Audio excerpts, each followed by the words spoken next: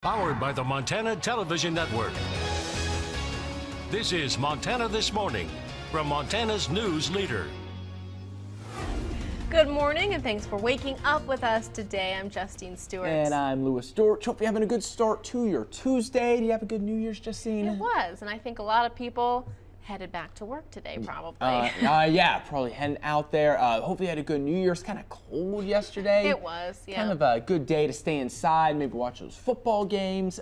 Today, pretty much the exact same forecast of what we saw yesterday. Yep, it's going to be cold. We're talking about valley fog this morning, and then we could see a little bit of clearing in the afternoon, as we are going to be dealing with those valley inversions as high pressures overhead for at least one more day before a weak disturbance moves through tomorrow. So that's going to be giving us a chance of some light snow on Wednesday, and then getting the inversions out of there for at least one day. Then we'll see another day on Thursday of some inversions before a weekend system moves through, and we'll be talking about rain, snow, and even some freezing rain for the valleys.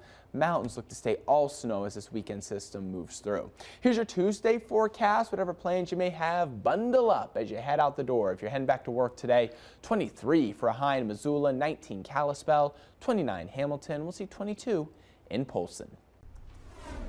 The snowboarding community is shaken after two deadly accidents out on the slopes. Two men in different areas of Flathead County died in separate snowboarding accidents, one near Blacktail Mountain, the other at Whitefish Mountain Resort.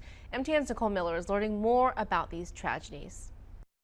22-year-old Connor Heidegger of Rollins and 28-year-old Scott Robert Hornstraw of Alberta lost their lives in separate incidents while snowboarding Saturday in Flathead County. The first incident occurred off Blacktail Road in Lakeside. Heidegger was out of bounds and some distance from the Blacktail ski area when he attempted to jump off a cliff and died from blunt force trauma. He never even came to the ski area. He was off to the side of the road. Skiing inbounds where you have the support of patrol is important. And we responded as Good Samaritans because we heard of the call through the Lakeside Quick Response Unit. The second incident occurred at Whitefish Mountain Resort. Hornstraw became separated from his group. Flathead Search and Rescue found him early Sunday morning, upside down in a tree well. The resort released a statement saying, quote, "We are deeply saddened by this tragic accident. Any death at our resort is an event that impacts the entire Whitefish Mountain Resort community. Our thoughts and prayers are with the family and friends as they cope during this difficult time." Riley Columbus with the resort says it's an unfortunate reminder of the inherent risks of the sport. It's an unfortunate risk of our sport that tree wells as well as deep snow can be a very serious hazard. Columbus says when the powder is fresh, guests should take some extra precautions. The best way to avoid this kind of a tragedy is to avoid deep snow and trees completely, stay on groomed runs. However, if you are going to go and enjoy the trees and enjoy the powder, you should be skiing with someone else, and you should always keep your partner in sight. In Flathead County, Nicole Miller, MTN News. The last time Whitefish Mountain Resort saw a death was in 2014. A snowmobiler caught in a slide saved by his friends after an accident on Mount Jefferson near Island Park, Idaho. MTN's Kenneth Webb has an exclusive report. A group of snowmobilers witnessed their friend Clark Johnson trying to high mark a steep side of a mountain when an avalanche occurred, burying Johnson along with his snowmobile. Luckily, his friends were there when it happened. His partners were able to respond quickly and dig him out, and he was okay. Some reasons he was able to be recovered quickly and survive is because they had the proper rescue gear. He had an avalanche airbag pack, which helped him stay closer to the surface. We don't know if they had beacons, but his partners did have shovels, and were only exposing one person at a time to that slope. So he was the only person caught, and they were there and able to get to him quickly and dig him up.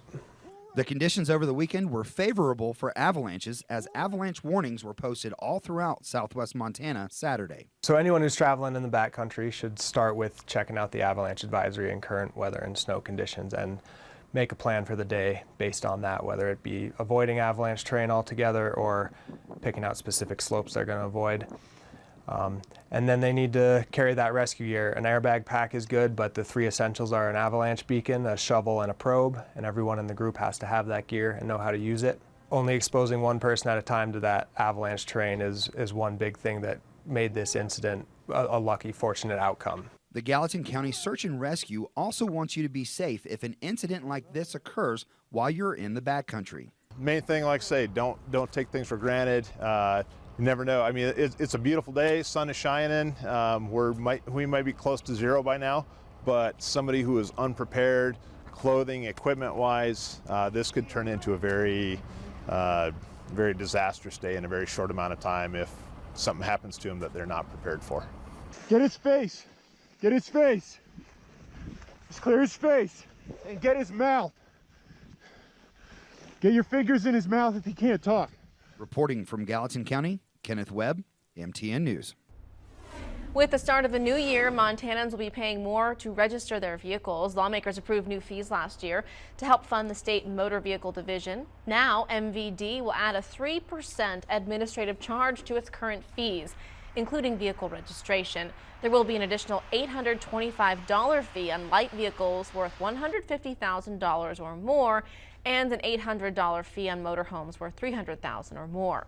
Also, Montana businesses that hire workers and offer them training through state apprenticeship programs will now have access to a new tax credit. Well, almost the entire nation currently experiencing freezing cold temperatures. In the Midwest and South, areas not used to such a cold snap, the extreme temperatures are causing some extreme difficulties. Mola Lengi has more. 90% of the nation started 2018 with temperatures below freezing, causing all sorts of dangerous conditions. These are firefighters in Nahant, Massachusetts, fighting flames while icicles form on their helmets and rungs of their ladders. The water freezes on our equipment, on our air packs, on our masks. In Houston, temperatures in the low 20s are far from normal. Residents like Simon Caballado are still putting their homes back together after massive flooding from Hurricane Harvey. Many without full walls, let alone insulation, are having trouble keeping the warmth inside. No got no bed really, no sofa, no chair, no heat. Public schools in Indianapolis are closed because of the extreme temperatures. Over at the Wheeler Mission Shelter, it's a mad rush trying to get the homeless off the streets. This weather's not just, cold, it's deadly.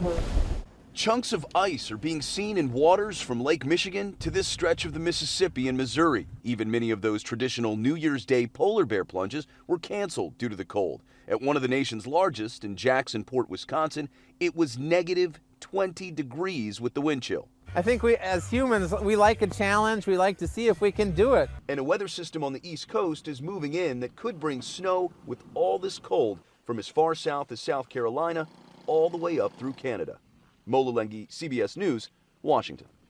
Several big cities reported records around 100 years old that fell the last few days, most notably Omaha, Nebraska, which broke a 130-year-old New Year's Day mark of 20 degrees below zero. And of course, we know there were some colder spots as well. Lewis is standing by with your forecast. Yeah, bitterly cold yesterday. Not too bad, at least as far as the bone-chilling cold that other areas saw here in far western Montana, but still places like Kalispell, high only of 13 yesterday. Many areas only saw temperatures in the teens, lower 20s. The good news is, though, we're going to start to slowly warm it up this week. We're talking about temperatures back into the 30s starting as early as tomorrow, and then as we get into the end of the week and moving into the weekend. First, though, I want to show you some pictures. This was sent in to us by Shiloh yesterday. Beautiful photo. Shiloh, thank you so much for this one. And how about this beautiful winter scene sent in to us by Rachel she was driving through the Sapphires just a couple days ago. You got the blue sky, snow on the trees, snow on the ground, sunshine peeking through the trees there. Rachel, thank you so much for that picture. Everyone keep them coming, and we'll continue to show some pictures as we move throughout the morning. Quick look at your temperatures. Still cold out there. Like I mentioned, though, warmer air is on the way, so this is our 24-hour temperature change. It is 50 degrees warmer in Great Falls right now than where they were yesterday at this exact same time. 46 degrees warmer at Cut Bank, 42 degrees warmer in Jordan, and then 23 degrees warmer there in Glendive. But still, like I mentioned, it's cold out there. So Jordan, they're as much as 40 degrees warmer than where they were yesterday at this time, but they're still only at 6 degrees. 19 below there in Glasgow, 6 below in Havre. Cut Bank and Great Falls, though, up into the 20s instead of well below zero, as much as 30 degrees below zero yesterday at this time. 11 degrees below in Helena. We're at 11 Missoula, 12 in Kalispell. Factor in those wind chills. Still bitter wind chills out there. 34 degrees below in Glasgow is what it feels like. 21 below in Havre.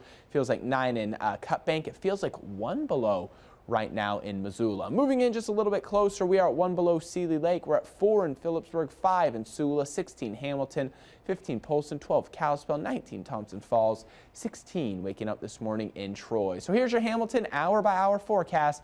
Like I mentioned, we're going to see some patchy fog this morning. That could last into the early afternoon. Highs only in the 20s with maybe some clearing and sunshine returning later on in the day. 7-day forecast is going to show those temperatures slowly warming up. So we'll see 30s in Missoula starting tomorrow and Thursday, then maybe some middle 30s leading to a rain-snow mix by Saturday. Kalispell will see temperatures in the 20s through Thursday and then lower 30s as we move into Friday and into the weekend. Hamilton 29 today, 34 by Wednesday. Could even see some upper 30s by Friday. Man, not looking forward to that kind of wet, rainy mix. You know what? It's never fun. No, it's not fun. It's like if we get the precipitation, let it all be snow. Let it all be snow. Yeah, but it looks like once again by this weekend, valleys will be dealing with a little bit of a rain-snow mix. All right, well, stick around. We're right back after this. But first, here's some birthday shout-outs for you this morning.